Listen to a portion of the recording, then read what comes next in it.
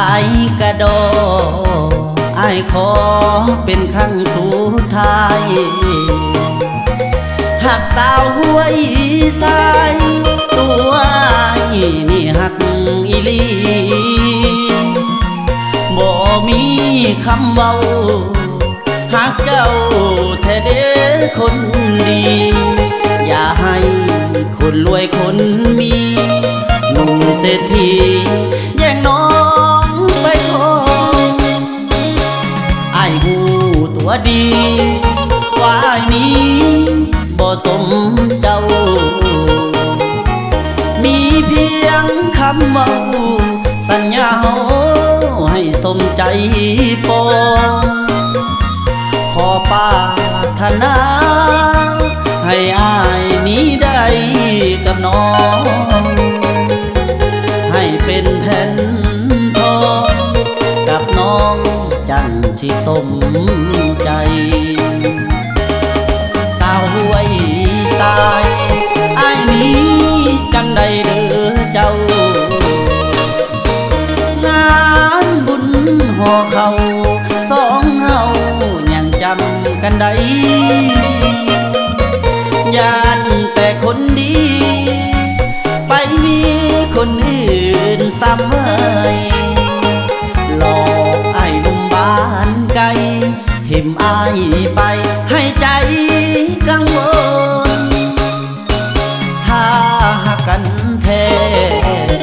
อย่าแค่คนอื่นเลยนะอ้ายหากกันดาเท่าฟ้าให้น้องอดทนเพื่อความหาเขาอย่าเศร้าไปเลยหน้ามนเพื่อนางอ้ายยอมจำนนหน้ามนอย่าได้งอแง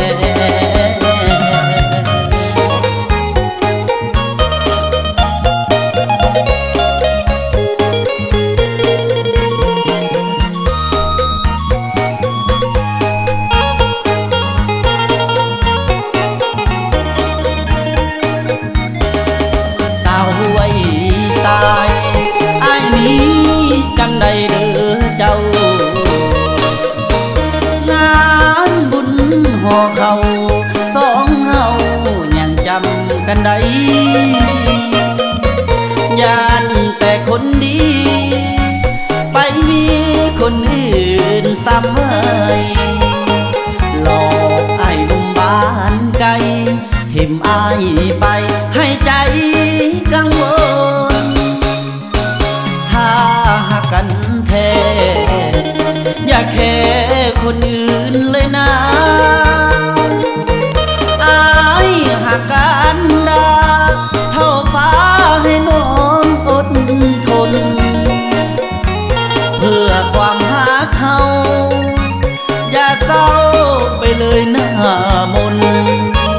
เพื่อนางอ้ายยอมจำนนหน้ามนอย่าได้